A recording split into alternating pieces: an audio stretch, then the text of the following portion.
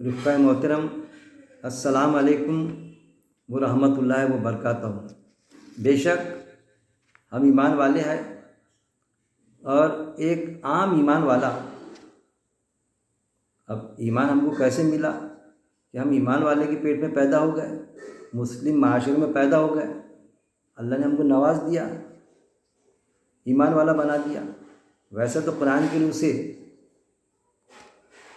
جو بتایا گیا ہے کہ فطری دین ہے اللہ کا دین، دین اسلام، اور ہر انسان، ہر بچہ دین اسلام پر پیدا ہوا، وہ مسلم ہی ہوتا، ہر بچہ پیدا ہونے والا، کیونکہ اس کی فطرت میں جو ہے فرما برداری ہوتی، وہ آیتوں سے ثابت ہے۔ ظاہر ہے ہم اپنے آپ کو مسلم سمجھتے، لیکن جب ہم جیسی ہم کو سمجھ آتی، شعور آتا، کوئی بات کو سمجھنے کا، دنیا کے معاملات ہم سمجھتے، اور عقل کے حساب سے، عقل کو بنیاد بنا کے ہم فیصلے لیتے، بچوں کو پڑھانے کے، کہاں پر ایڈمیشن کرانے کے، کون سا بزنس کرنے کی، کس فیلڈ میں ہمارے بچے کو ڈالنے کا، پھر کس کے ساتھ ہم کیسا سوبھاؤ رکھے، کیسا برتاؤ رکھے، یہ ساری چیز تو وہ پھر تقاضا بھی کرتی ہم سے، ہمارا دل ہم سے کہتا، دل ہمارا ٹوٹتا کہ کیوں نہ ہم پھر شعوری مسلم بنے، کہ نام ماتر کے مسلم نہ بنے ہم، کہ بس رمضانی مسلمان، کہ رمضان میں نمازیں ہو رہی ہے اور بس رمضان میں روزے رکھ لیے، تو ایک دل ہمارا جھنجھوڑتا۔ تو ہر انسان، ہر ایمان والا واقعی میں جس میں وہ تڑپ ہے، تو وہ چاہتا ہے کہ اللہ مجھ سے کیا چاہتا ہے، میں شعوری مسلم بنوں، اور وہ بننے کے لیے وہ یہ چاہتا ہے کہ اللہ کا جو سلیبس ہے قرآن، تو میں قرآن کو سمجھوں کہ آیا میں اپنی زندگی کیسی گزاروں۔ جو دین ہے، دین کے معنی ہوتے وے آف لائف، زندگی گزارنے کا طریقہ، تو اللہ کے قاعدے کے مطابق میں زندگی کیسا گزاروں۔ ایک شعوری مسلم ہر کوئی بننا چاہتا، زیادہ تر، تو اس کے لیے ایک میری کوشش ہے کہ ایک ایمان والا شعوری مسلم کیسا بنے۔ تو میں وقتاً فوقتاً آپ کے سامنے ویڈیوز لے کر آتا ہوں، درس قرآن لے کر آتا ہوں، سوال جواب کی نشست بھی میں منعقد کرتا ہوں یہاں پر، جو چاہے آئے، سوال کرے، کامنٹس کرے۔ تو یہ ایک پہل آپ کے سامنے پیش کر رہا ہوں میں، کہ جب ایک عام ایمان والا شعوری مسلم بننے کی تمنا حسرت رکھتا ہے، تو اسے دین اسلام، اللہ کے دین کے بنیادی قاعدے، بنیادی عقائد اور اصولوں کو سمجھ لینا ضروری ہے۔ یہ آپ اچھی طرح گوش نظر کر لیجئے کہ شعوری مسلم بننے کے لیے اسلام کے بنیادی قاعدے، ہم کو منیمم جو قاعدے ہیں وہ سمجھنا چاہیے۔ تو کچھ میں ایسے قاعدے، جو موٹے موٹے بنیادی قاعدے ہیں، جو میں سمجھا قرآن کے مطالعے سے، تو میں آپ کے سامنے میں چاہتا ہوں پیش کر دوں۔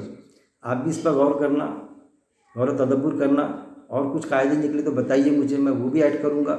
ایک سراسری میرا ایک جائزہ ہے، شعوری مسلم بننے کے لیے کیا تقاضا ہے۔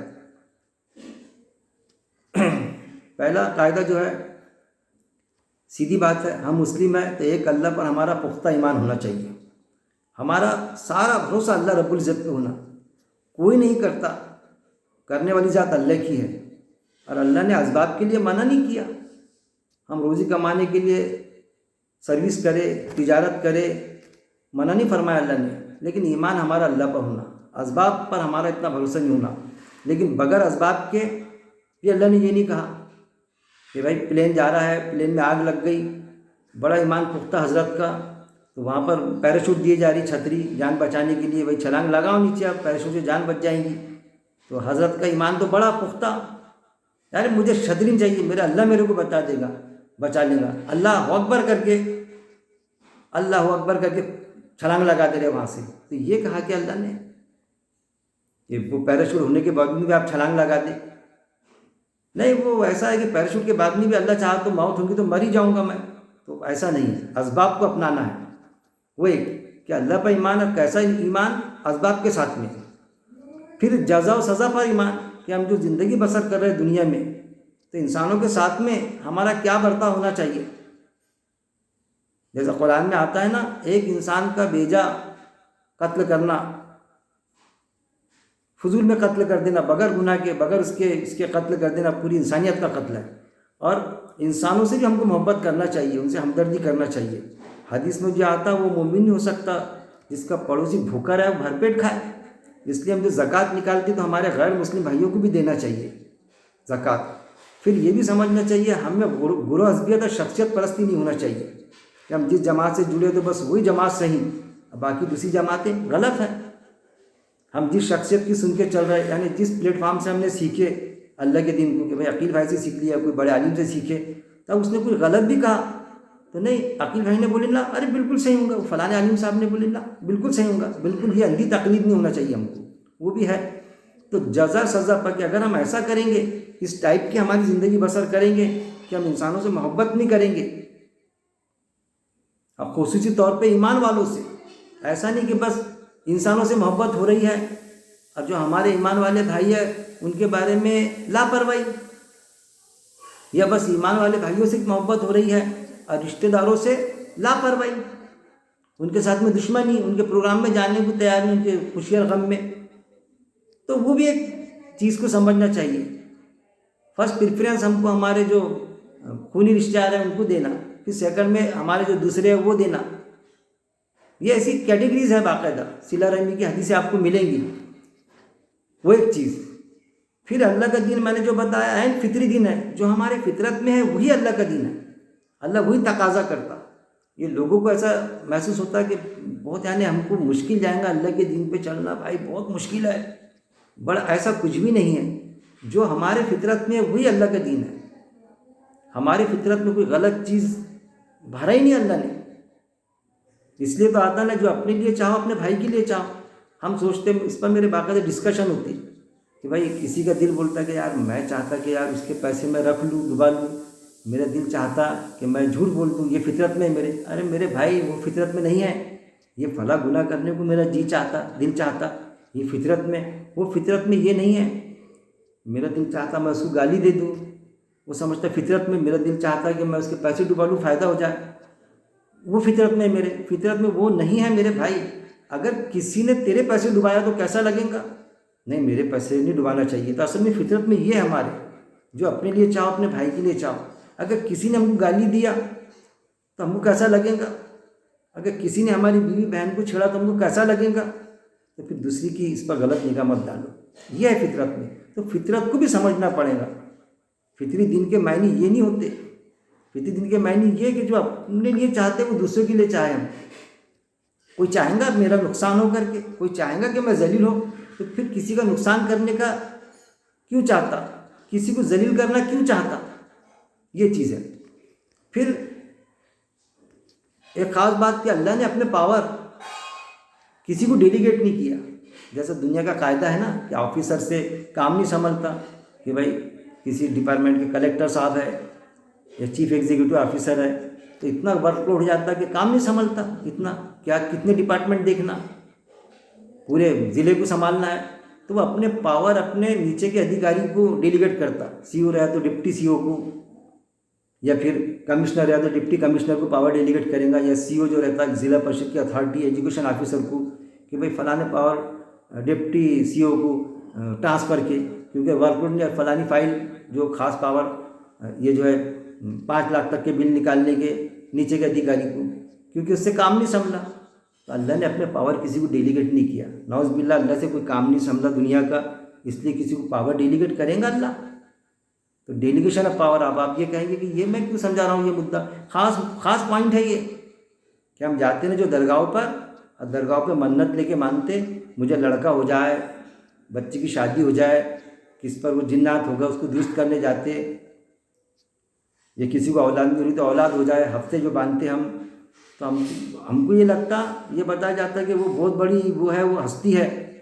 ہاں وہ اپنے آپ میں جو ہے وہ ولی صفت ہستی بہت بڑی ہستی تھی، لیکن وہ ہستی اللہ سے جڑی ہوئی تھی، وہ اللہ سے جڑے۔ اور اب ہم نے یہ سمجھا کہ اللہ نے اپنے پاور ان کو ڈیلیگیٹ کر دیا کہ بابا کے اتنے ہم وہ کریں گے ہفتے تو ہمارے کو لڑکا ہو جائے گا، بچہ ہو جائے گا، اولاد نہیں تھی تو مطلب اولاد کون دیتا؟ اللہ دیتا۔ اپنے پاور ان کے پاس میں دیا کیا اس نے؟ پھر وہاں جاتے ہیں، پھر منتیں بھی مان لیتے، گھوڑے چڑھائیں گے یا بکرا کاٹیں گے، پھر ہم بولو کہ بھائی وہ شرک ہے نا بکرا کاٹ رہا، نہیں وہ ہم اللہ کے نام سے ذبح کرتے نا، تو قرآن میں وہ آیت بھی ہے کہ تم یعنی جو بتایا گیا غیر اللہ کا ذبیحہ جو ہے، غیر اللہ کا ذبیحہ جو ہے وہ بھی حرام قرار دیا گیا، کہ جہاں پر ہمارا عقیدہ ایسا بیٹھ گیا، وہ آیا تھا باقاعدہ اس میں کہ جہاں ہمارا عقیدہ بیٹھ جائے ہمارا جہاں پر کہ وہاں سے ہوتا کر کے اور وہاں اللہ کے نام سے بھی ذبح کی ہم نے، تو بھی اس کو حرام بتایا گیا کہ ہمارا عقیدہ وہاں پڑا، یعنی ڈیلیگیشن آف پاور، اللہ نے جیسا پاور ان کو ڈیلیگیٹ کیا تھا،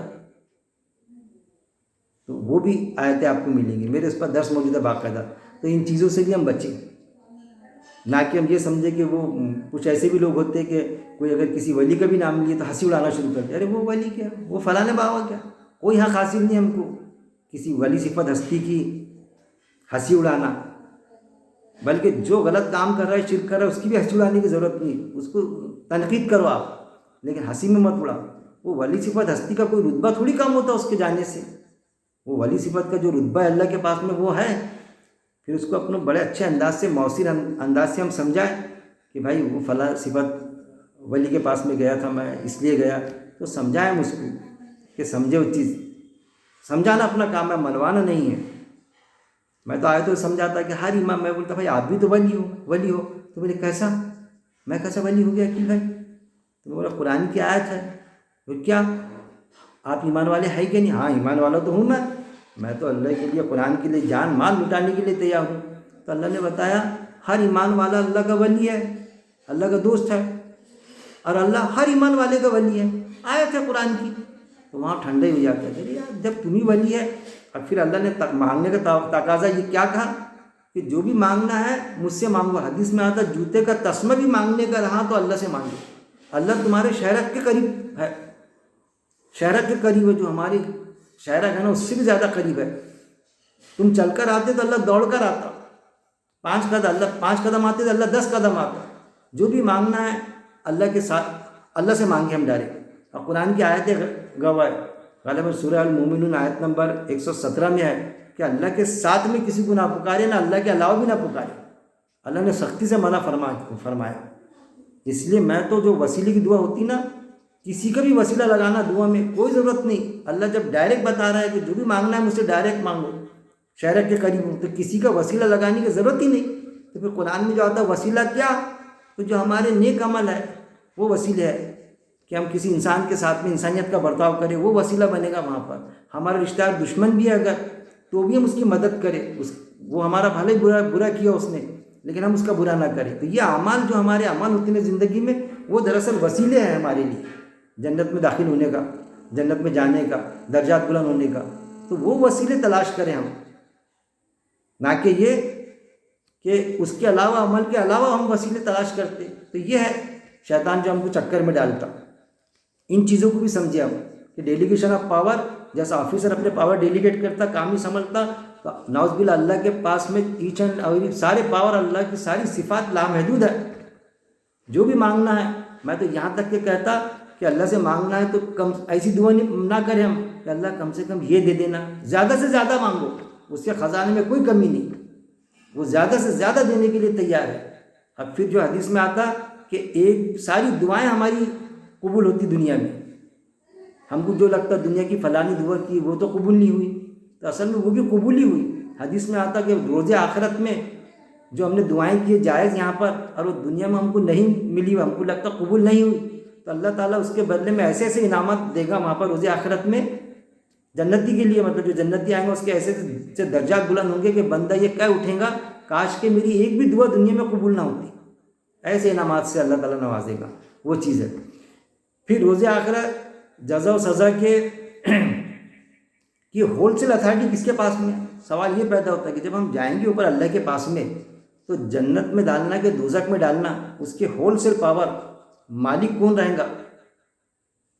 اللہ رہے گا ہول سیل پاور۔ وہاں کسی کی کچھ بھی نہیں چلیں گی، کوئی کسی کی کوئی بھی کچھ سفارش نہیں کرے گا وہاں پر۔ باقاعدہ آپ کو حدیثیں ملیں گی، آپ وسلم کی ہے فاطمہ میں تیرے کچھ کام نہیں آؤں گا، تیرے اعمال بس خود کی بیٹی کے لیے، آیتوں سے بھی آپ کو لگے گا وہاں کوئی کسی کی کوئی سفارش نہیں کرے گا، سارے ہول سیل پاور اللہ کے پاس میں رہیں گے، فل اتھارٹی اللہ کے پاس میں، کسی کی کچھ نہیں چلیں گی وہاں پر، قرآن سے ثابت ہے۔ اب کچھ حدیثوں میں آ جاتا وہ تو وہ سب مس گائڈ کا معاملہ ہے. روز آخرت جزر سزا کے پاور ہول سے اللہ کو رہیں گے. اور اللہ نے جو بتا دیا قرآن میں، اللہ اپنے قاعدے کے خلاف نہیں کرے گا، باوجود اس کے کہ اللہ ہر چیز پر قادر ہے. لیکن جو قاعدے اللہ نے قرآن میں بیان کر دیا، قرآن اصل میں کیا ہے، زندگی گزارنے کا طریقہ، سلیبس، پراسپیکٹس انسان کے کیا کرنا اور کیا نہیں کرنا، اس کے علاوہ کچھ بھی نہیں ہے قرآن میں. ہم کو کیا کرنا اور کیا نہیں کرنا، ہماری وراثت وہاں پر موجود ہے جنت. جو چیز سے منع کیا وہ اس سے آپ وہ ہو جائے. پھر ایسا سلیبس ہے یہ کہ قرآن میں جیسا دیکھ دیکھ کے کتاب میں موجود ہے کرنا ہے ہم کو، بس کیا کرنا کیا نہیں کرنا، اس کے علاوہ کچھ بھی نہیں ہے قرآن میں. سارے واقعات اس پر ہی مبنی ہیں. جتنے قرآن میں واقعات ہے انبیاء اکرام کے، تو سب وہ چیز ہے کہ ہم اس پر اس عمل پہ لگ جائے جو اللہ ہم سے چاہ رہا ہے، وہ ہم کرنے والے بن جائے. قرآن تھیوری ہے، وہ تھیوری کو پریکٹیکل میں انسان ڈالے اپنے پریکٹیکل میں. اللہ کے رسول صلی اللہ علیہ وسلم کے پاس میں وہ تھیوری آئی، آپ صلی اللہ علیہ وسلم نے اپنی زندگی میں پریکٹیکل ڈالے جتنی بھی ان کی استطاعت تھی. انبیاء اکرام نے ہر نبی نے اپنے زندگی میں پریکٹیکل میں ڈالا. پھر صحابہ رضی اللہ اجمعین انہوں نے بھی اپنی زندگی میں پریکٹیکل کرے. ہم کو بھی اس زندگی میں جو بھی ہماری استطاعت ہے اس کو حساب سے ہم کو پریکٹیکل کرنا ہے زندگی میں، تھیوری تک ہی نہیں رکھنا ہے. بس قرآن کی آیت پڑھے، عربی متن کس کو کہے درس قرآن میں چلو نا، نہیں میں روز کے 5 رکوع پڑھتا عربی متن پڑھے مردوں کو بخشا دیے.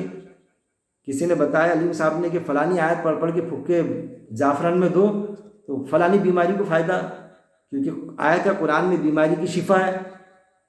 ایسا کچھ نہیں ہے میرے بھائی، قرآن میں کوئی بیماری کی شفا نہیں ہوتی. قرآن کی آیتیں پڑھ کے پھک کے دینے سے، وہ تو زندگی گزارنے کا طریقہ ہے. اسباب جو ہے تو آپ کو دوائی لینا پڑے گا ڈاکٹر کی، پراپر ڈاکٹر کی بیماری کے علاج کے لیے. لیکن بتایا جاتا ہم کو کڈنی میں پتھر ہے تو وہ پہاڑ والی آیت کے پہاڑ ریزہ ریزہ ہو جاتا، دل میں سوراخ ہے تو وہ دل قلب کی بیماری کا علاج سمجھتا ہے. ارے وہ بیماری جو ایمان کی کمزوری ہو گئی، جو برائیاں ہم میں آ گئی، جو غلط چیزیں آئی ہمارے دل میں بیٹھ گئے، غلط عقائد، شرکی عقائد یا کوئی غلط بات، اس کو نکالنے کا وہ بیماری کا علاج ہے اصل. جو روحانی بیماری ہماری روح ایمان کی، ان چیزوں کو بھی ہم سمجھیں. پھر یہ بھی سمجھے حضرت اتھارٹی کے بعد میں کہ تمام انبیاء اکرام کو ایک ہی دن ملا اور وہ بھی مکمل ملا. وہ جو ہم کو بتایا جاتا نا کہ سورہ المائدہ کی آیت کہ آپ صلی اللہ علیہ وسلم کو جو اللہ نے انسٹرکشن دیا کہ آج ہم نے ہمارا دین تم پر مکمل کر دیا، ساری نعمتیں پوری کر دی تم پر. تو ہم کو علماء حضراتوں کی اکثریت یہ بتاتی ہے علماء حضرات کہ بھائی آپ صلی اللہ علیہ وسلم کو مکمل دن ملا اور پہلے کے انبیاء اکرام کو نامکمل دن تھا. اسی لیے تو بتاتے نا کہ پہلے شراب حلال تھی بعد میں حرام ہو گئی. ایسا نہیں بھائی، انسان کی جسمانی ساخت آدم علیہ السلام سے وہی ساخت، اس کی ضرورت ریکوائرمنٹ وہ جو بنیادی ضرورت ہے وہی اس کی، تو ان کو نامکمل کیوں ہوگا؟ یہ تو آبجیکشن آ جائیں گا اللہ کے پاس میں پہلی امتوں کا کہ اللہ ہم کو نامکمل دین دیا، ان کو مکمل. ارے جیسا ایک ٹیچر ہوتا ہر بیچ کو ہر سال وہ بتاتا کہ آج میں نے تمہارا کورس کمپلیٹ کر دیا، مکمل کر دیا. ایسا اللہ نے بتایا آپ صلی اللہ علیہ وسلم کو کہ تمہارا ہم نے دین مکمل کر دیا ہے، ہمارا دین تمہارا نہیں، ہمارا دین اللہ کا دین. ایسا ہر نبی کو کہا اللہ نے پہلے کی کتابوں میں بھی.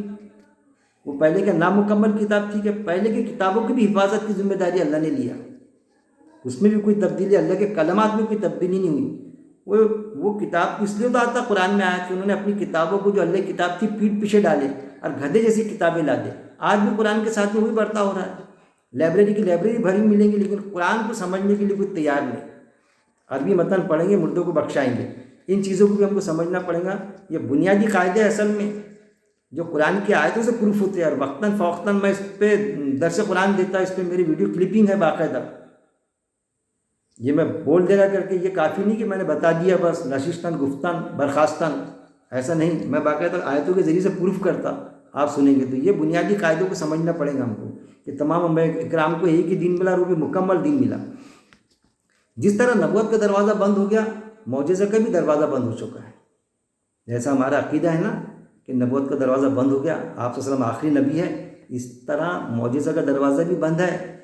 یہ جو لوگ بتاتے ہیں نا کرامات یہ وہ گلو کی شکل میں جاتے، ساری بیکار باتیں ہیں. کوئی کام کی بات نہیں، کوئی معجزہ نہیں، کوئی کسی کے پاس میں کوئی کرامت نہیں. جو ہو رہا جو کریں گے بس فیکٹ پر آدھارت بات چلے گی. تو معجزے کا دروازہ بند ہے، نبوت کا دروازہ بند ہے. یہ بھی بنیادی قاعدہ، قرآن کا بیسک قاعدہ بتا رہا ہوں میں، بنیادی قاعدہ ہے یہ. چاہے آپ مانیے یا نہ مانیے، میرے ذمے سے پہنچا دینا ہے. اور اگر آپ کو اور ڈیٹیل چاہیے تو مجھ سے روبرو ملاقات کیجیے. میں قرآن کی آیتوں سے آپ کو سمجھاؤں گا. میں صرف سمجھا سکتا، انبیاء اکرام کے ذمے، آپ کے ذمے صرف سمجھانا تھا. منوانے کی ذمہ داری تھوڑی دی اللہ نے. جبکہ ہمارا دل تڑپتا، آپ کا بھی دل تڑپتا تھا کہ یہ مان کیوں نہیں جاتے، میرے رشتے دار فلانے یہ معاملے میرے کو اتنا چاہتے لیکن ایمان نہیں لاتے. اللہ نے آیت ہے کہ تمہارے ذمے صرف پہنچا دینا ہے. ہم نے آپ کو سردار یا داروغہ بنا کے نہیں بھیجا. آپ کے ذمے تو ہماری بات کو پہنچا دینا ہے. ہدایت تو ہم دیں گے. پھر اللہ نے ڈھارس دیا کہ تم اس غم میں اپنے آپ کو ہلاک کر لو گے. وہی آیت ہم پر آتی ہے کہ ہمارے ذمے بھی صرف سمجھا دینا ہے. کوئی ایک بھی نہ مانے نا، کیا کر سکتے ہیں اس کے لیے؟ منوانا ہے ہی نہیں ہمارے ذمے. ہم کو ہمارا اجر و ثواب ملے گا. پھر اس کے بعد میں قیامت کے معاملے میں ہم کو بتایا جاتا، قیامت سے ایک طرف ڈرایا جاتا کہ قیامت ہے، قیامت آئیں گی، قیامت آئیں گی. جنگجو پیمانے پر ڈرایا جاتا کہ بھائی ڈرو اس قیامت سے، قرآن میں ہے نا قیامت آئیں گی. ارے میرے بھائی کہ آئیں گی، آپ ڈراتے قیامت سے، بہت چیز ہے، لیکن بہت اچھی بات ہے، لیکن اس کے اندر بھی بگڑا ہوا عقیدہ یہ ہے کہ قرآن میں بھی اللہ کے رسول صلی اللہ علیہ وسلم سے پوچھتے تھے لوگ کہ قیامت کب آئیں گی، قیامت کب آئیں گی. تو جس سے ڈرایا جاتا، انبیاء اکرام بھی ڈراتے تھے، آپ صلی اللہ علیہ وسلم بھی ڈراتے، تو قیامت کب آئیں گی. آج بھی ہم سے کوئی پوچھ سکتا کہ پھر یار قیامت سے آپ ڈرا رہے ہیں تو قیامت کب آئیں گی عقیل بھائی. یہ جواب آپ صلی اللہ علیہ وسلم نے آلریڈی دے دی جو قرآن میں موجود ہے، قرآن کی شکل میں ہمارے پاس موجود ہے. کہ آپ صلی اللہ علیہ وسلم سے پوچھتے کہ قیامت کب آئیں گی، تو ان سے کہہ دیجیے. آپ صلی اللہ علیہ وسلم کہتے تھے کہ اس علم میں مجھے نہیں ہے، اس علم میں مجھے نہیں ہے. ارے پھر کب آئیں گی؟ تو قیامت عنقریب ہے، اچانک آئیں گی، پلک جھپکتے آئیں گی. آیت ہے قرآن کی. لیکن اب ہم کو ہمارے عقیدے بتا دیے، ہم کو گھڑ دیے گئے عقیدے حدیث کو لے کر کہ اگر ابھی کوئی بولے مجھ سے کہ قیامت، میں کہوں اچانک آئیں گی، تو میں تو یہ کہہ سکتا اس سے کہ بھائی قیامت میرا عقیدہ ہے اچانک، تمہارا تھوڑی عقیدہ ہے اچانک پر. کیوں ہمارا کیوں نہیں اچانک آئیں گی نا، پلک جھپکتے قرآن کی آیت ہے نا. نہیں، آپ کا عقیدہ تو اس پر ہے جیسا حدیث میں ہے کہ عیسیٰ السلام آئیں گے، 40 سال حکومت کریں گے، اس کے بعد میں قیامت آئیں گی نا. ابھی اگر قیامت آ گئی تو آپ بولیں گے ابھی عیسیٰ السلام تھوڑی آئے، ابھی تھوڑی قیامت آ سکتی. یہ ہے نا. اور یہ عقیدہ کس کا ہے؟ عیسیٰ السلام آئیں گے، جیجس کم سون، یہود و نصارہ کا عقیدہ ہے. اور آپ صلی اللہ علیہ وسلم نے کیا کہا؟ بنی اسرائیل جس دل میں گھسی، میری امت بھی گھسیں گی، ان سے زیادہ گھسیں گی. تو گھسے ہم حدیث کو لے کے، جبکہ قرآن میں ایک مقام پر بھی نہیں ہے ایسا کہ عیسیٰ السلام آئیں گے ڈبل سے. صرف وہاں پر رافع آ گیا تو رافع نے اوپر اٹھا لیا، تو اس کو اوپر اٹھانے کو ایسا کھینچے جو رافع ادریس علیہ السلام کے بھی لیے آیا قرآن میں رافع. تو کیا وہ بھی آئیں گے کیا؟ تو ایک چیز جو حدیث میں آگے کیوں ہوا ایسا؟ کیونکہ ہم نے حدیث سے قرآن کو سمجھا. قرآن سے حدیث کو سمجھیں گے ہم تو اس ساری چیزوں کا صفایا ہوگا. تو وہ چیز یہ بھی بنیادی قاعدہ ہے.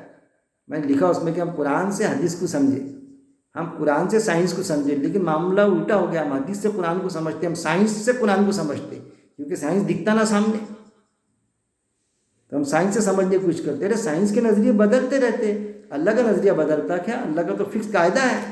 تو قیامت اچانک آئیں گی، کبھی بھی آ سکتی ہے. آپ صلی اللہ علیہ وسلم بھی اس وقت میں ڈرتے تھے، صحابہ بھی ڈرتے تھے، اس کے پہلے بھی ڈرا جاتا تھا. ہم بھی ڈریں گے قیامت تک کہ ہر کوئی ڈرے گا اس اچانک سے. پھر جسم اور روح کے جوڑ کب ملائے جائیں گے؟ یہ بھی ہمارا بنیادی عقیدہ ہونا کہ قرآن میں جیسا مینشن ہے جسم اور روح کے جوڑ دوسرے سر میں ملائے جائیں گے. اور اس کو شیطان ابلیس نے بھی ایکسیپٹ کیا. اللہ سے کہا کہ اللہ مجھے اس وقت تک کی مہلت دے جب تو جسم اور روح کے جوڑ ملائے گا.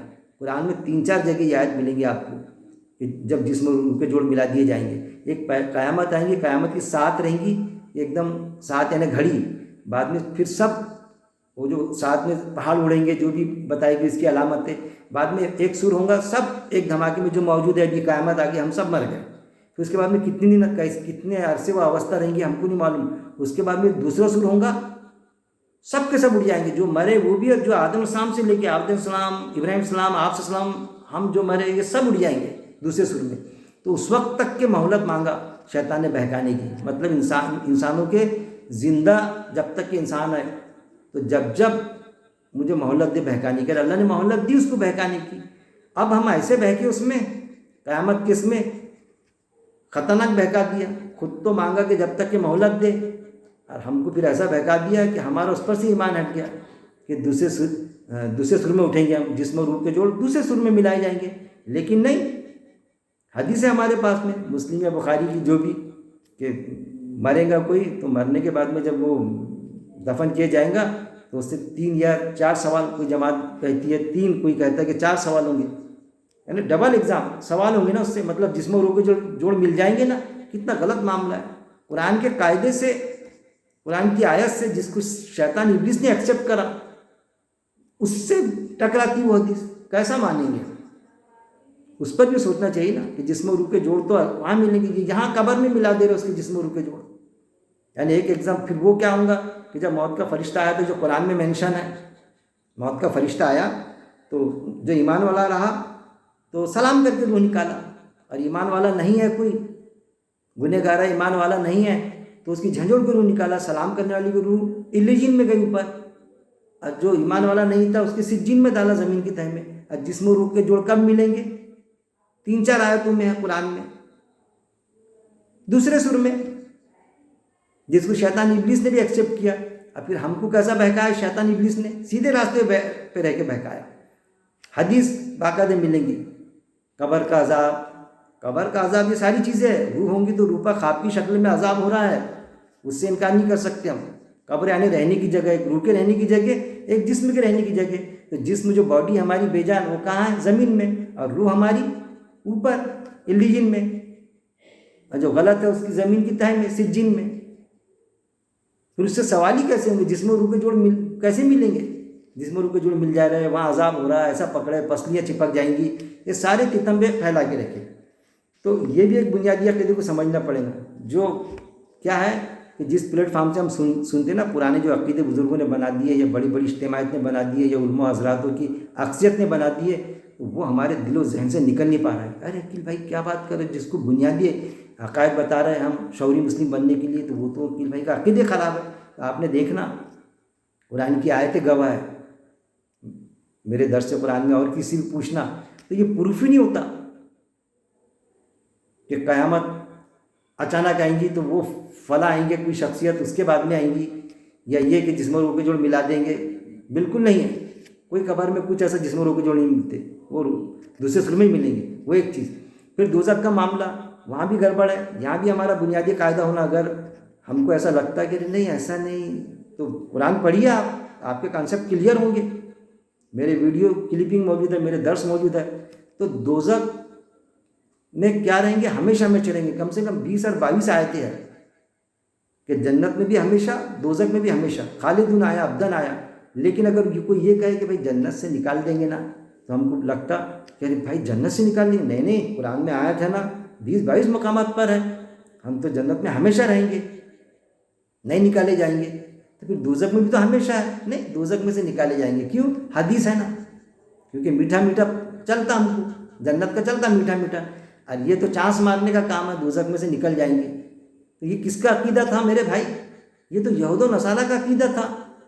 میں ہمیشہ کہتا، یعنی بیسک بنیادی قاعدے ہی ہمارا خراب کر کے رکھ دیے نا، کہ دوزخ میں سے نکل جائیں گے، یعنی چانس مارنے کا کام. تو یہ یہود و نصارہ کا عقیدہ تھا. سورہ البقرہ آیت نمبر 80، سورہ آل عمران آیت نمبر 24 آپ نے پڑھ لینا، کہ یہ کہتے ہیں کہ دوزخ کی بنی اسرائیل، یہ کہتے ہیں ان کے لیے، آج وہ آیت ہم سے تقاضا کر رہی ہے، ہم کو گائیڈ لائن دے رہی ہے، کہ یہ کہتے ہیں کہ دوزخ کی آگ ہم کو نہیں چھوئیں گی مگر گنتی کے چند دن. کیا تم نے اللہ سے کوئی عہد لے رکھا ہے؟ یہ اللہ کو وہ بات کہتے ہو جو خود بھی نہیں جانتے. اللہ نے کنڈم کیا ان کے عقیدے کو. پھر آپ صلی اللہ علیہ وسلم کا قول بھی آپ کو حدیث میں ملے گا کہ بنی اسرائیل جس بل میں گھسی، میری امت بھی گھسیں گے، ان سے زیادہ گھسیں گے. تو گھسے نا ان سے زیادہ، ان سے زیادہ پاورفل ہمارا عقیدہ ہے کہ ہم دوزخ سے نکل جائیں گے. ان سے زیادہ پاورفل ہمارا عقیدہ ہے کہ عیسیٰ السلام آئیں گے، اس کے بعد میں قیامت آئیں گی. کتنا خطرناک معاملہ ہے. قیامت کا جو ڈر تھا وہی ختم ہو گیا. کہ اگر ابھی کوئی میرے کو بولے کہ قیامت سے ڈرو، میں کیوں ڈروں بھائی؟ عیسیٰ السلام آئے کیا؟ اس لیے میں سمجھاتا نا جب کہ وہ قرآن میں جو آیا تھا کہ قیامت آ جائیں گی، قیامت کے ساتھ جب بھی ان کو یقین نہیں آئے گا، یہ کہیں گے یہ تو ہماری آنکھوں کا دھوکہ ہے. کون کہیں گے بھائی؟ ہم کو ایسا لگتا ہے سربزر پہاڑ اڑتے دکھیں گے، سمندر میں آگ لگ جائیں گی، جب تو ان کو یقین آ جائے گا. تو میں بولتا آپ بھی سمجھیے، پھر بھی یقین نہیں آئے گا ان کو. وہ یہ کہیں گے ہماری آنکھوں کا دھوکہ ہے، یہ جادو ہو گیا ہم کو. کیوں نہیں آئے گا؟ ان کو جو ایمان کے دعوے دار ہے وہ بولے کہ نہیں یار ابھی عیسیٰ السلام تو نہیں آئے، عیسیٰ السلام آئیں گے اس کے بعد میں قیامت آئیں گی، یہ پہاڑ ایسے اٹھتے ہوئے دکھ رہے ہیں ہم کو، یہ سمندر میں آگ لگا کرتی نا، آکسیجن الگ نکل گئی، ہائیڈروجن الگ وہ مل گئی تو آگ لگ رہی، کچھ نہ کچھ وجہ بتائے گی اس کی، وہ رہے گی قیامت اچانک آئے گی، ان کو یقین تھوڑی آئے گا، جبکہ اس وقت میں تو یقین بھی کرے تو توبہ کا دروازہ بند ہے، توبہ کا دروازہ اس وقت میں بند ہی رہے گا، لیکن ایک چیز کی اس کو بھی وہ نہیں یقین نہیں کریں گے، تو قرآن میں وہ آیا تھا باقاعدہ، وہ کہیں گے کہ ہم پر جادو ہو گیا آنکھوں پر، تو وہ ہے کہ عقیدے کا بگاڑ ان کو کہاں تک کے ڈال دے گا۔ پھر اتنے سارے معاملات ہمارے خراب ہیں کہ بنیادی عقائد ہمارے خراب کر دیے گئے، کس نے خراب کرا؟ علماء کی اکثریت نے، اس لیے تو قرآن میں اللہ نے فرمایا کہ انہوں نے اپنے عالم و درویش اور مشائخوں کو اللہ کے سوا اپنا رب بنا لیا، تو ہم کو رب بنانے کی ضرورت نہیں، علماء حق علماء سو بھی ہوتے، جب ہم قرآن پڑھیں گے تو ہم کو اس کا اندازہ ہوگا کون حق ہے عالم ہے کون سو ہے، سو یعنی غلط ہے۔ اب پھر جب ہم کو معلوم ہو جائے، جب ہم قرآن پڑھیں گے تو ہم کو احساس ہوگا کہ ارے میں فلاں جگہ غلط پر تھا، وہ عالم صاحب کی سن لیا، اس اجتماع سے جڑا میں نے، ان کا یہ عقیدہ خراب تھا، یا بزرگوں سے جو چلا آ رہا ہے کہ ہمارے دادا جو بہت بڑے عالم کہلاتے تھے ان کا یہ عقیدہ تھا، میں نے وہی اڈاپٹ کر لیا۔ جب قرآن پڑھیں گے کہ کیا تم تمہارے بزرگوں کی پیروی کرو گے؟ وہ غلطی پر ہوں گے تب بھی، اللہ نے ایسا کہا، بزرگوں کی پیروی کا منع نہیں کیا، اللہ نے یہ کہا کہ اگر وہ غلطی پر ہے تب بھی کرو گے، تو قرآن پڑھیں گے تو ان کی غلطی دکھائی دیں گی ہم کو، پھر ہم سے یہ ہم کو یہ بتایا جاتا اتنی بڑی اجتماعیت غلط ہے کہ اتنے سارے لوگ غلط ہے کیا، تو قرآن میں وہ بھی نوٹیفائڈ ہے، آیت ہے باقاعدہ کہ اکثریت اللہ کی بات کو تسلیم نہیں کریں گی، اکثریت نہیں کریں گی، قلیل تعداد ہی اللہ کی بات کو کریں گے۔ پھر یہ نہیں سمجھنا ہم کہیں پر اکثریت زیادہ ہے، اگر کہ اکثریت تو 90% ایک اللہ کو مانتے انسانوں میں، تو ایک اللہ نعوذ باللہ نہیں ہے ایسا سوچیں گے ہم، ایسا نہیں، اگر قرآن کے مطابق عقیدہ اکثریت کا بھی ہے تو ہم مانیں گے، لیکن اللہ نے ایک نوٹیفیکیشن دیا کہ زیادہ تر لوگ اللہ کی بات کو تسلیم نہیں کریں گے، تو وہ ہے علماء کی اندھی تقلید کرنا، بڑی اجتماعیت کو جماعت ہے، بہت سارے کام ہے دنیا میں، کام ہے فلاں جماعت کا، تو اس کا کوئی غلط عقیدہ بھی رہے تو وہ اس جماعت سے جڑ جا رہے، ٹھیک ہے بھائی جڑ جا رہے ہیں، لیکن کوئی غلط عقیدہ ہے جو قرآن سے ٹکراتا ہے وہ بھی مان لے رہے، کیوں مان رہا ہے؟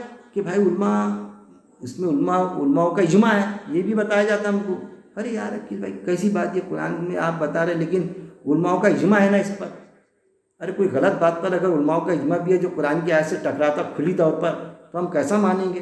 جب ہم کو بولو آیت پیش کر دو تو پھر آیت لے جاتے ان کے پاس میں، علماء حضرات کے پاس میں، بگڑے عقیدے والوں کے پاس میں، تو وہ بولتے کہ ارے بھائی یہ آیت جو ہے، تو وہ پوچھتا نا کہ یہ آیت، بولتے بالکل ہاں اس کے ترجمہ یہ ہے جو بتائے تمہارے کس شخص نے بتایا، ہاں تو حضرت پھر اس کا یہ ترجمہ ہے تو پھر اس کے معنی ایسے نہیں ہوتے کیا؟ نہیں وہ کیا ہے، اب دیکھیے کون سا چیپٹر چلا ہے، اور اس میں 99% گھسے ہوئے لوگ کہ وہ کیا ہے کہ عربی میں ایک لفظ کے کئی معنی ہوتے، 52 ہوتے، ایسا بتاتے اس کو۔ ارے میرے بھائی عقل سے سوچیے، ہم قرآن کو، اللہ نے قرآن میں عقل کو کلک کیا، کیا تم عقل سے کام نہیں لیتے؟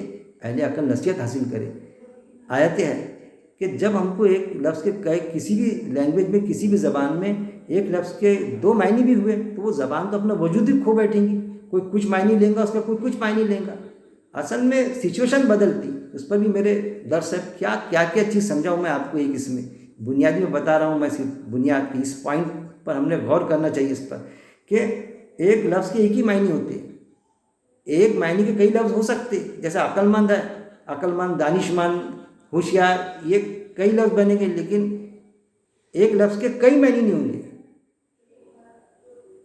ایک لفظ کے ایک سے زیادہ معنی ہو نہیں سکتے، اگر ہوئے تو وہ لینگویج اپنا وجود ہی کھو بیٹھیں گے۔ ہاں ایک معنی کے کئی لفظ ہو سکتے کہ معنی ایک ہی، عقل مند، لیکن دانش مند بھی بولتے ہیں ہم، ذہین بھی بولتے اس کو، ایسے کئی الفاظ ملیں گے، تو اس پر بھی آپ نے غور کرنا، تو وہ ہم کو بتایا جاتا کہ عربی میں ایک کے، اب جب وہی بتا دیے تو پھر ظاہر ہے علماء کی اکثریت اس میں ڈوبی ہے، علماء کا اجماع ہے، تو پھر وہ میننگ کو مانتا اس کے، وہ جو قرآن کے بیسک قاعدے سے ٹکراتی، پھر کیوں مانتا؟ کیونکہ اندھی تقلید، وہ بہت معتبر شخصیت ہے، وہ عالم ہے، وہ اس کے دادا ہے، وہ بہت بڑی جماعت ہے، شخصیت پرستی، گرو حزبیت، یا پھر وہ فلانے مدرسے سے فارغ، یا بہت لاکھوں لوگ سنتے تھے ان کو، ان کی یادداشت بڑی اچھی، تو ان کی بات صحیح، ان کی کہ یہ معمولی انسان جو بیٹھ کے بول رہا ہے یہاں پر، اس کو کیا 500 600 1000 लोग सुनते, तो वो नहीं देखा जाएगा, तो वो हो जाएंगे अंधी तकलीद। कुरान शऊर देता हमको, हम बनना चाह रहे हैं शऊरी मुस्लिम, अब फिर घुस रहे हैं हम अंधी तकलीद में, अंधी तकलीद कहते हैं उसे। फिर ये भी समझिए हम कि जहाँ गलती दिखी हमको, कितनी भी बड़ी जमात का हो, कितने बड़े आलिम साहब हो, कैसी भी शख्सियत हो, कितना ही बड़ा मुरब्बी हो, हमारे वालिद मोहतरम क्यों नहीं होते? क्योंकि कुरान में जो है तो मोमिन ताना नहीं देता, लेकिन तनकीद की इजाज़त है। अब ताने और तनकीद में ज़मीन आसमान का फ़र्क है। तनकीद उसकी सुधारने के लिए की जाती है कि उसमें करेक्शन हो जाए। अब ताना जो होता तो ताना सुधारने के लिए नहीं होता। ताना हमने किसी को दिया, एक शराबी है, बाकायदा उसको डैमेज करते रहना कि शराबी है ना, तो कोई अच्छा भी काम किया, किसी ने बोला कि भाई उसने वो अच्छा काम किया यार, उसकी मदद की, कौन वो शराबी ने, तो ये है ताना। उसने कभी कुछ लाया कि अरे भाई ये देखो कितनी अच्छी चीज़ मैंने ये काम किया, अच्छा, अरे तू शराबी है ना, शराब तो छोड़ दे पहले, तू बेईमान है ना, बेईमानी तो छोड़ दे। जैसा किसी ने ज़िंदगी में गलत काम किया, गया हज को, तो ये ताना, क्या ताना, 100 चूहे खा के बिल्ली हज को चली, अरे अल्लाह से माफ़ी मांग लिया उसने, हमको क्या हक है कि 100 चूहे खा के इतने सब गलत काम करा, हज को जा रहा है, अरे अल्लाह ने माफ़ कर दिया उसको, हज नसीब करा उसने, तो प्रशंसा करना चाहिए, कह रहे नहीं आपने छोड़ दिया, बार भी वैसे रहना, आपने जैसे भी अच्छे बन गए, जैसे मेरे से आप माफ़ी मांगने आए। तो ये चीज़ के मोमिन ताना नहीं देता, लेकिन तनकीद की इजाज़त है। तनकीद करेंगे तो सुधारना आएंगी लोगों में और अपने में भी। लोगों को तनकीद करने वाले भी बने हम, और जैसा करने वाले बने तो तनकीद को सहने वाले भी बने हम। कोई हमारे गलत काम पे तनकीद करता तो हम भी हमारी करेक्शन करें, हम उसका तनकीद का बुरा ना माने। हम इन चीज़ों को भी हमको समझना पड़ेगा, गौर करना पड़ेगा इन चीज़ पर।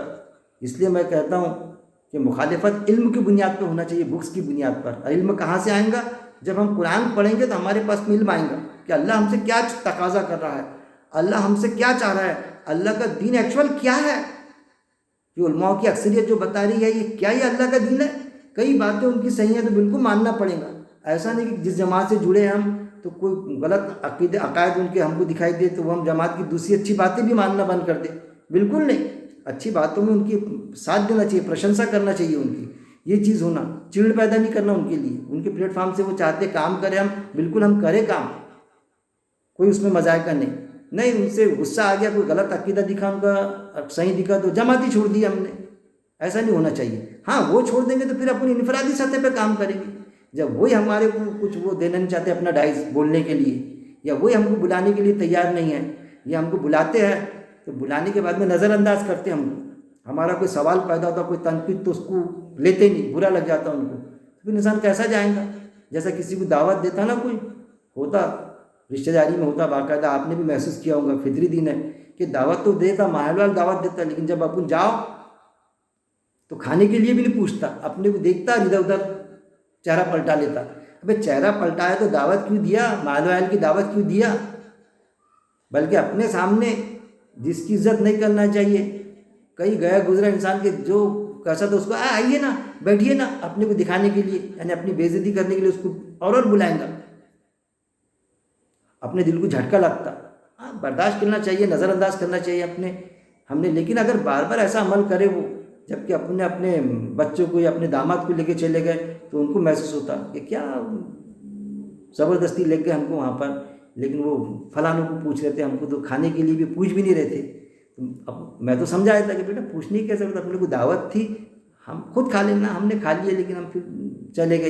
ये एक चीज़ है कि बुला के बेइज्जत करना किसी को, तो ये प्रोग्रामों में भी जहाँ भी आपने महसूस किए होंगे, ऐसे जमातों में भी होता कि वो चाहते नहीं कि हम आए उनके जमात के साथ में, क्योंकि अब हम कुरान समझ गए ना, तो फिर बुला के वहाँ ऐसा उस तरह से मामला करते।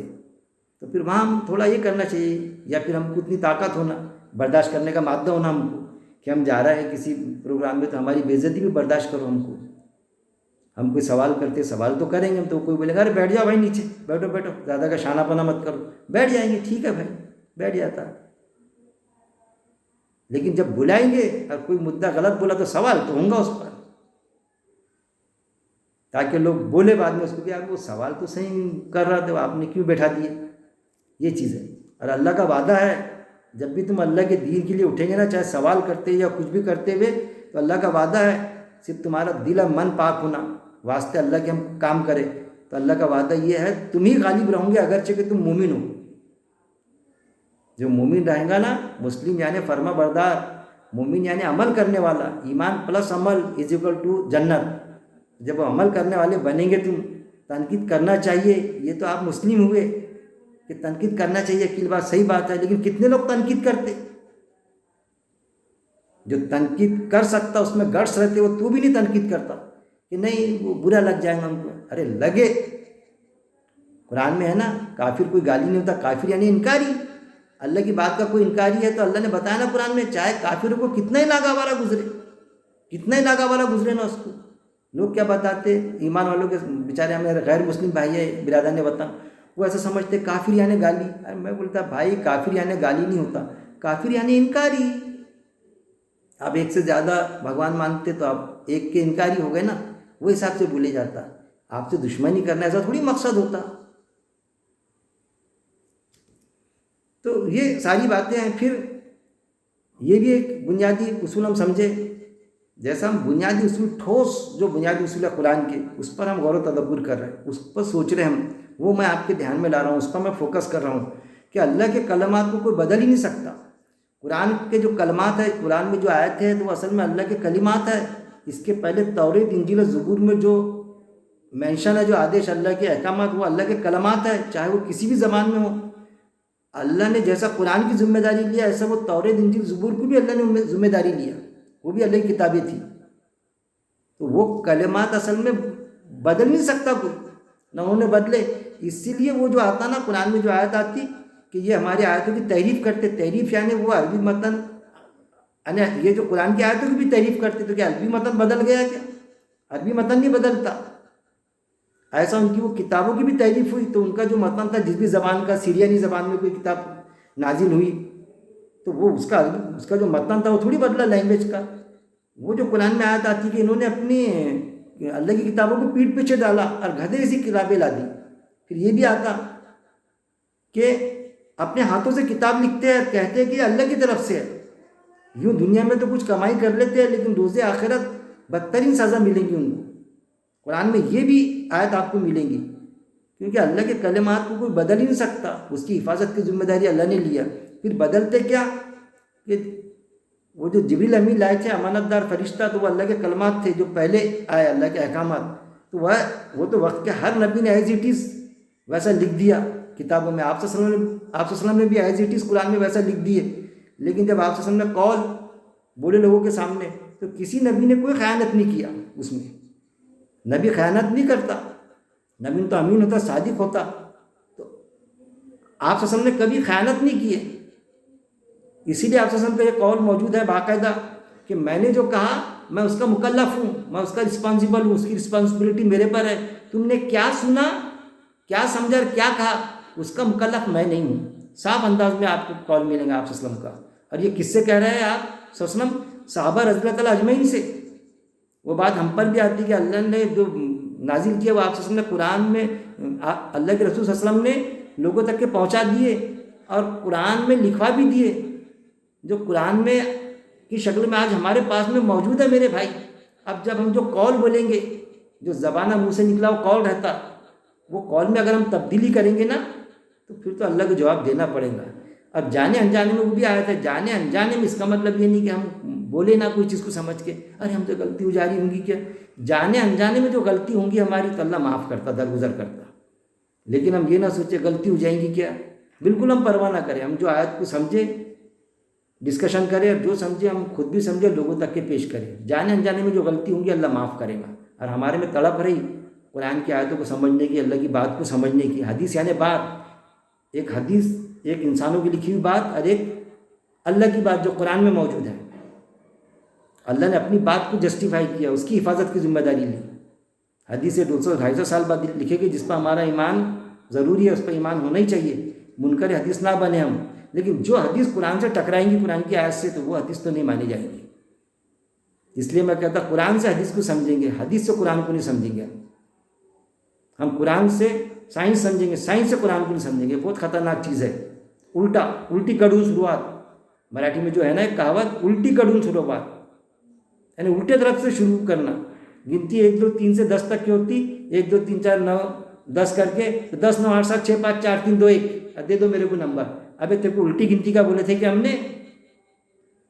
ایگزام میں آیا کہ بھائی 1 سے لے کے 10 تک کی گنتی لکھو، تو 1 2 3 4 5 ایسا کر کے اس نے 1 سے لے کے 10 تک کی لکھنا تھا، وہ گیا الٹا 10 9 8 7 6 5 4 3 بول رہا ہے کہ بالکل میں نے تو وہی آنکڑے لکھا، وہی لکھا اس میں 10 9۔ ابھی تو الٹی کا بولے تھے کہ تیرے کو؟ ایسی جغرافیہ کا پیپر ہے تو جغرافیہ کے پیپر میں سوال آیا کہ زمین کیسی ہوتی، تو جغرافیہ کے پیپر میں جغرافی کے ہم کو لکھنا پڑے گا زمین گول ہوتی، وہاں لکھ رہا ہے وہ زمین کے اوپر پانی پت کی جنگ ہوئی، ایسی ہوئی ویسی ہوئی، پانی پت کی جنگ بالکل صحیح لکھ رہا ہے، کون تھا اس میں شریک، پانی پت کی جنگ میں کیسا تھا، تو نمبر دے دیں گا کیوں؟ یعنی جغرافیہ کا جغرافی کا پیپر اس میں ہسٹری ڈال دیا، اب بالکل صحیح لکھا، نہیں ملنے والے نمبر۔ ان چیزوں کو بھی سمجھنا پڑے گا ہم کو۔ پھر اللہ اپنے قاعدے خلاف نہیں کرتا، اللہ نے جو قرآن میں قاعدے بیان کیا نا اس کے خلاف نہیں کرتا۔ اللہ نے قاعدہ بیان کیا دوزخ میں ہمیشہ ہمیشہ رہیں گے تو ہمیشہ ہمیشہ رہیں گے، قرآن کی آیت ہے کہ عذاب ہلکا بھی نہیں کیا جائے گا، بلکہ یہاں تک کہ آتا ہے کہ سارا مال اسباب دینے کے لیے تیار ہو جائیں گے اللہ سے، اللہ کو اپنے میر بیوی بچے سب لے لے، اللہ پورا مال لے لے جو میں نے دنیا میں کمایا، جبکہ وہاں کیا دیں گے، وہاں تو سب خالی رہے گا۔ تو اللہ نے ایک مثال دیا وہاں پر، بتایا کہ اگر پورا مال بھی دیں گے تو بھی دوزخ سے نکلیں گے نہیں، عذاب ہلکا بھی نہیں کیا جائے گا، اتنا خطرناک معاملہ۔ تو اللہ کے قاعدے کے خلاف اللہ نہیں کرے گا، اللہ کے قاعدے قرآن میں بیان کر دیے گا۔ اللہ نے قرآن میں جو قاعدے اللہ نے بتایا نا تو اس کو اللہ نے ہمیشہ آیتوں میں کئی آیتوں میں جسٹیفائی کیا کہ تم نے یہ مت سمجھنا کہ ہم ہمارے قاعدے کے خلاف کر دیں گے، باوجود اس کے کہ اللہ ہر چیز پہ قادر ہے، کہ اللہ چاہے تو اپنے قاعدے کے خلاف بھی کر سکتا، کون کیا کرے گا اللہ کا، لیکن اللہ نے بیان کرے کہ میں نہیں کروں گا، میں میرے قاعدے کے خلاف نہیں کروں گا، میں نے تمہارے لیے جنت تمہاری وراثت تھی، تو اللہ تو یہ بھی کر سکتا، قادر ہے اللہ کہ ہاں وراثت تھی نہیں دیتا میں، لیکن اللہ ایسا نہیں کرے گا۔ اللہ نے کہا کہ میں میرے وعدہ خلافی نہیں کروں گا، لیکن میرے قاعدے کے مطابق زندگی بسر کرو۔ اور اللہ کے قاعدے کہاں موجود ہے میرے بھائی؟ اللہ کے قاعدے قرآن میں موجود ہے۔ اللہ کے قاعدے وہ جو آپ صلی اللہ علیہ وسلم پر وقتاً فوقتاً وہی نازل ہوئی، اور آپ صلی اللہ علیہ وسلم نے کسی طرح کی خیانت نہیں کرتے ہوئے قرآن میں ہر چیز لکھا دی، ایچ اینڈ ایوری۔ قرآن کے علاوہ کوئی وہی نہیں، کوئی یہ کہتا کہ حدیث فلاں حدیث وہی ہے، جبریل امین اس کے علاوہ بھی آتے تھے اور وہ لکھا کے گئے، اب پھر 200-250 سال بعد آپ صلی اللہ علیہ وسلم کے انتقال کے بعد میں کسی صحابی کو پہلے بتا دی تھی، وہ صحابی نے بعد میں ڈکلیئر کیا، سب قرآن کے خلاف باتیں، ایچ اینڈ ایوری ساری چیزیں آپ صلی اللہ علیہ وسلم نے قرآن میں لکھا دی جو نازل ہوا۔ پھر ہمارا جذبات میں ہم ایسے ہو جاتے غلو کی شک۔ قرآن میں سورہ البقرہ سورہ النساء میں اللہ نے صاف انداز میں فرما دیا ہمارے لیے کیا انسٹرکشن ہے، ہمارے لیے انسٹرکشن ہے کہ ہم نبیوں میں فرق نہیں سمجھتے، باوجود اس کے کہ سورہ بنی اسرائیل میں اللہ نے فرما دیا کہ ہم نے بعض کو بعض پر فضیلت دی، بعض نبی کو بعض پہ فضیلت دی، وہ اللہ کا سبجیکٹ ہے، اس میں گھسنے کی کوئی ضرورت نہیں۔ ہمارے لیے کیا انسٹرکشن ہے؟ ارے جب ہم پیپر دینے جاتے یا کوئی ٹیچر ہم کو سمجھاتا تو ہم اس کے سبجیکٹ میں گھستے کیا؟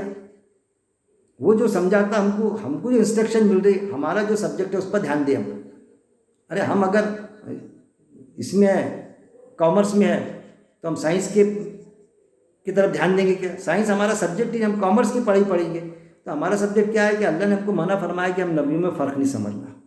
سارے انبیاء کرام کو مکمل دین ملا تو ہم کو یہ حق ہی نہیں بنتا اس طرح سے بولے ہم سارے نبیوں سے بہتر ہمارا نبی، یہ بھی ایک خطرناک معاملہ ہے۔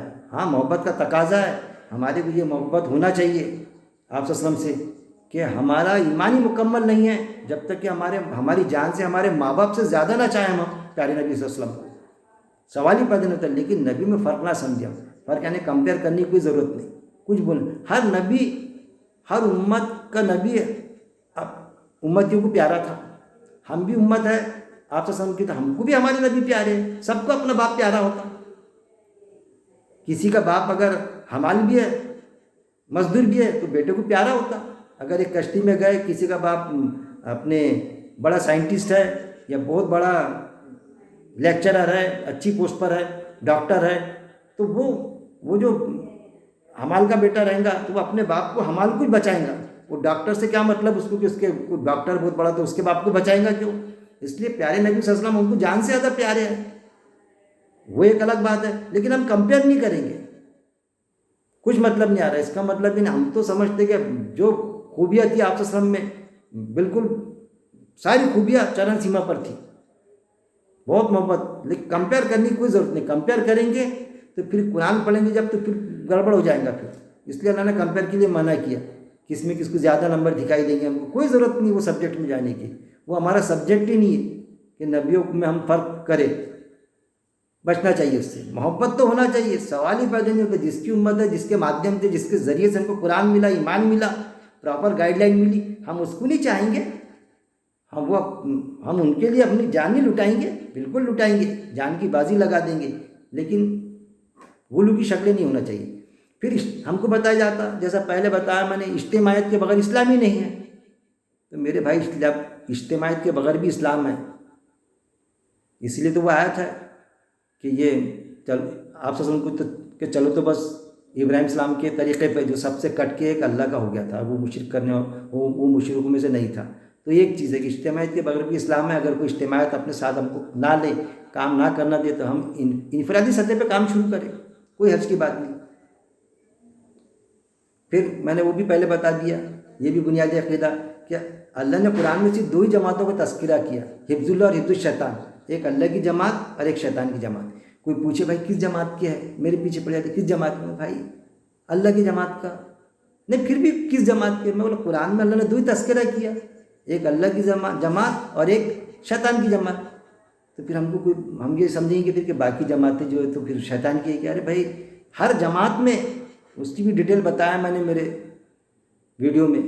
اب یہاں ہر کسی بھی جماعت سے جڑ کے کام کرے. جماعت ایک پلیٹ فارم ہے. جیسا ہم ریلوے اسٹیشن جاتے تھے 1 سے 15 تک کے سمجھیے پلیٹ فارم ہے.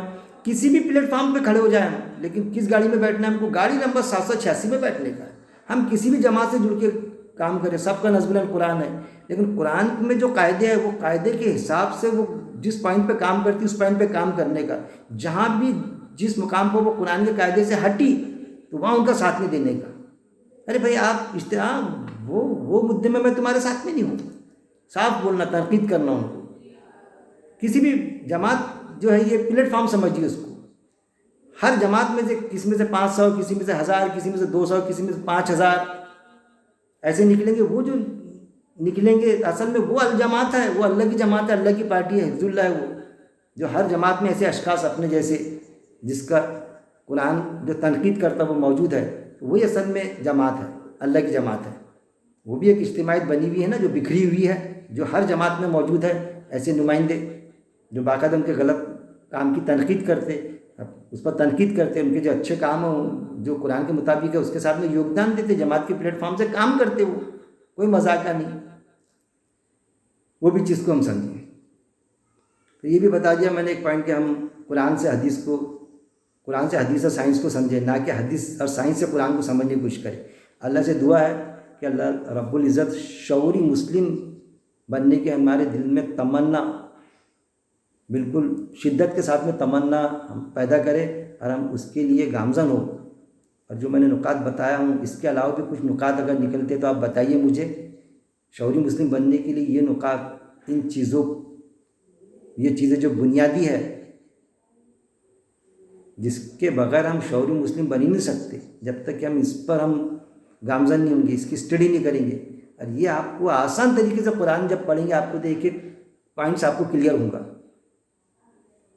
سوالات کریں گے، یہ کریں گے تو ایک چیز مدعا کلیئر ہوتے جائیں گا آپ کو. تو اللہ سے دعا ہے کہ اللہ رب العزت ہم کو قرآن کو پڑھنے اور سمجھ کے پڑھنے، قرآن پڑھنے کے بعد میں سمجھنے، ایک آیت پر غور و تدبر کرنے، غور و تدبر کے بعد میں عمل کرنے، اور عمل کے بعد میں تمام بندگان خدا تک کے اس کو پہنچانے، اور پہنچانے کے بعد میں خود عمل پر جمع رہنے کی میرا مالک، موت تک اس پہ جمع رہنے کی میرا مالک توفیق دے. وآخر الدعوانا ان الحمد للہ رب العالمین.